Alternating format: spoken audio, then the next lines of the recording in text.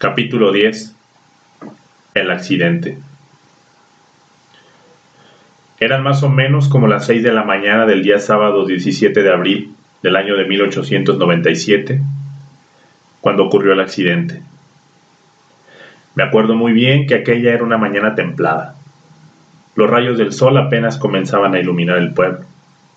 Los gallos cantaban y yo, como lo indicaba mi rutina diaria, me encontraba fuera en el establo que tenía junto a mi casa, ordeñando a mi fiel y robusta vaca para llevar leche fresca y suficiente para el desayuno. Ese parecía ser un día como cualquier otro en Aurora, un día en el que se suponía que nada debía de suceder, nada extraordinario, pero sucedió. Con paciencia apretaba yo las tetillas de la ubre de la vaca, mientras ésta, indiferente ante el acto que le era cotidiano, serena, masticaba pastura y espantaba con su cola las insistentes moscas que la molestaban. Sentado yo en un viejo y crujiente banco de madera, obtenía la leche en una vasija y en realidad no estaba pensando en nada. Me encontraba concentrado únicamente en la labor que realizaba.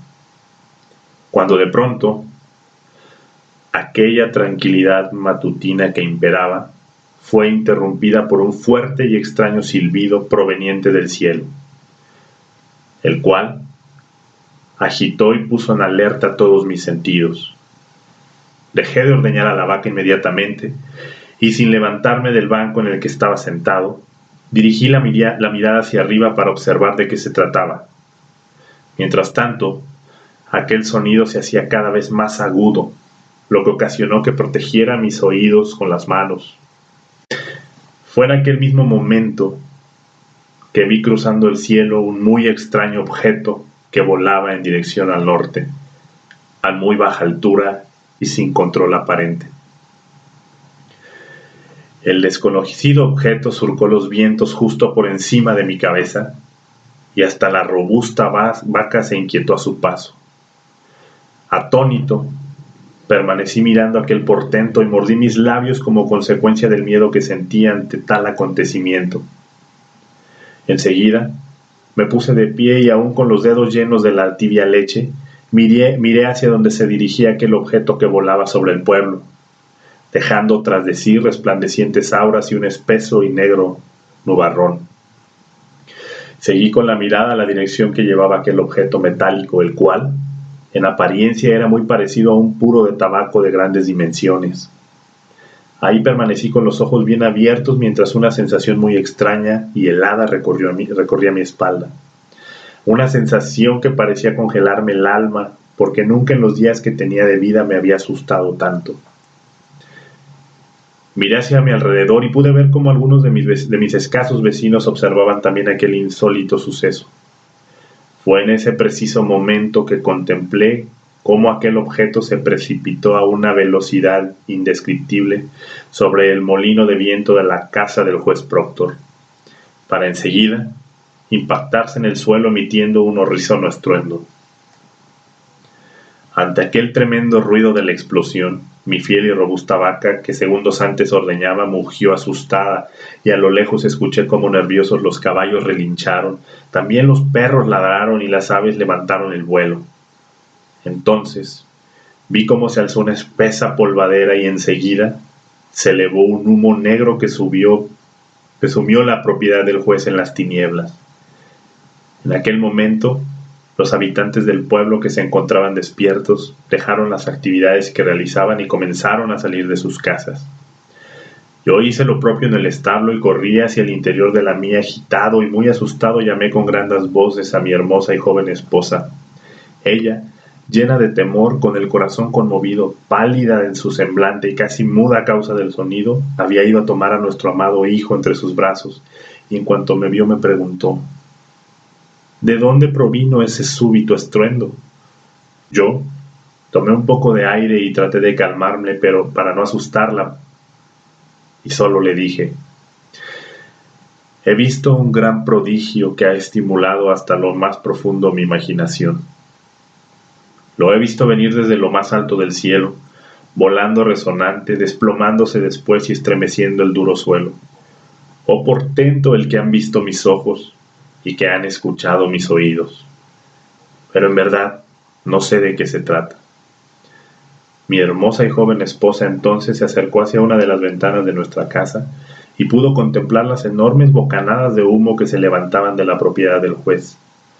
En aquel momento yo le dije que iría a investigar de qué se trataba, por lo cual ella reaccionó exaltada diciéndome: ¿qué necesidad tienes de ir a contemplar lo sucedido si ni siquiera sabes si puede ser peligroso o no? Yo le contesté: precisamente porque no lo sé, es que me dirijo para allá. Ella, angustiada, movió su cabeza desaprobando mi decisión, y entonces yo salí a toda prisa y desde afuera le dije que permaneciera dentro de la casa con nuestro pequeño hijo y que cerrara bien las puertas y las ventanas. Se quedó mi hermosa y joven esposa en casa experimentando una tremenda angustia, mientras yo, apresurado, me fui hacia donde vi que cayó el extraño objeto. Avanzaba yo a toda prisa y cuando estaba por llegar al lugar del acontecimiento, lo primero que mis ojos contemplaron fue el humo y las lenguas de fuego que parecían estar en una danza coordinada en el jardín del juez Proctor. Había caído dentro de la propiedad de la casa del juez el extraño objeto, a una velocidad indescriptible, derribando súbitamente el molino de viento que allí estaba y dejando su siempre alegre y bien cuidado jardín como un verdadero campo de batalla, porque el terreno tras el duro impacto había sido fuertemente violentado, mas su casa estaba intacta, había sobrevivido a la tremenda embestida del extraño objeto. Yo entonces supe que el juez y su familia estarían a salvo, y antes de llegar hasta el lugar me detuve y permanecí mirando. Fue ahí donde se acrecentó el temblor que para ese entonces sacudía sin control mis manos y pies. Desde donde me detuve, pasmado miraba las luces y los fuegos de características desconocidas que emanaban de los bizarros escombros del aparato siniestrado. Escombros que estaban a distancia los unos de los otros, ostentando su vasta magnificencia a pesar de la destrucción sufrida. Y los fuegos encendidos eran una llamarada que parecía ser una reacción química sobrenatural, porque de amarillo pasó a ser azul muy intenso, para después extinguirse en un verde tan llamativo que me cuesta trabajo describir, porque nunca he visto en los tonos verdes que hay en la naturaleza nada siquiera parecido. Aunque estaba consternado, tal espectáculo me parecía bellísimo, por lo que permanecí como en un trance por unos segundos, y cuando reaccioné, respiré muy profundo y corrí a gran velocidad hacia la casa del juez Proctor para investigar si alguien había resultado herido.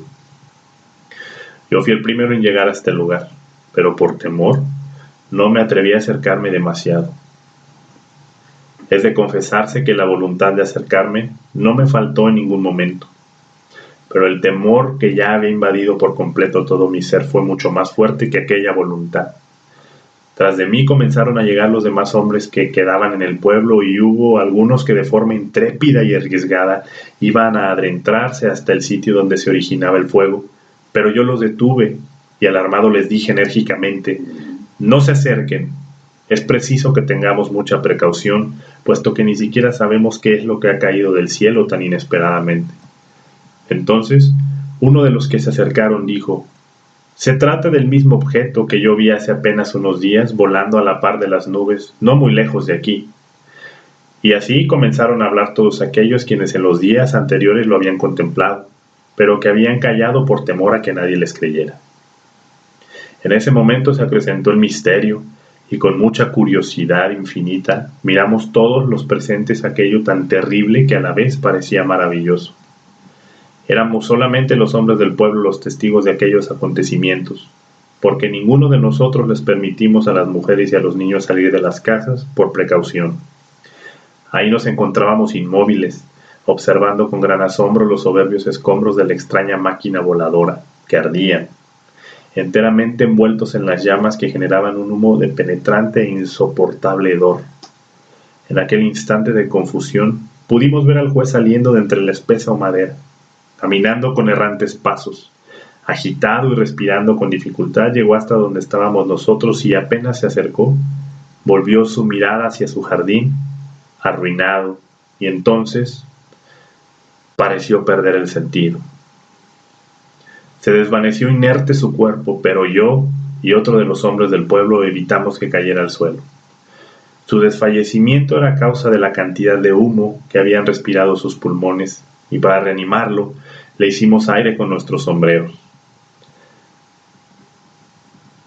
Nunca en los días de mi vida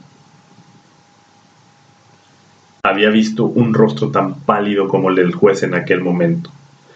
Pobre juez, cuando recobró la conciencia tras su desmayo, no cesaba su aflicción y sus pesares se acrecentaban cada que observaba su arruinada propiedad. Mas también se sentía afortunado, ya que fue de mucha suerte que la nave no cayera sobre el techo de su casa. De lo contrario, él y su familia muy seguramente habrían muerto. Fue por eso que el juez, aún aturdido, agradeció en numerosas ocasiones a Dios por haber guardado su casa de la destrucción. Fue así como la nave surcadora de los cielos se fragmentó en cientos de pedazos aquel día. Nos quedamos todos muy admirados al ver la gran extensión que alcanzaron los sorprendentes restos de la siniestrada nave. Para cuando acumulamos el valor suficiente, nos acercamos muy cuidadosamente, saltando y sorteando escombros, los cuales eran unos grandes y otros muy pequeños. Íbamos tapándonos con las manos nuestra boca y la nariz para no respirar aquellos espesos humos negros de olor desconocido, temerosos de inhalar algo que pudiera intoxicarnos. Sigilosos y sorteando cuidadosamente los escombros, íbamos cuando de pronto escuchamos un ruido y fijando las miradas de donde éste provenía, fue que pudimos ver lo incomprensible. Y es que en medio de la gran cantidad de fierros y metales retorcidos que habían quedado, estaba la que parecía ser la parte principal, y en su interior, con los brazos asomando al exterior, se encontraba el piloto de aquel extraño objeto. Impacientes y dominados por la curiosidad, nos acercamos hacia donde yacía para mirarlo muy de cerca.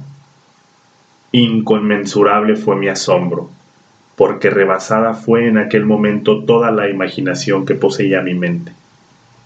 Fue por eso que me quedé sin habla, no por verme incapacitado de pronunciar palabra alguna, sino más bien por no saber qué palabras pronunciar.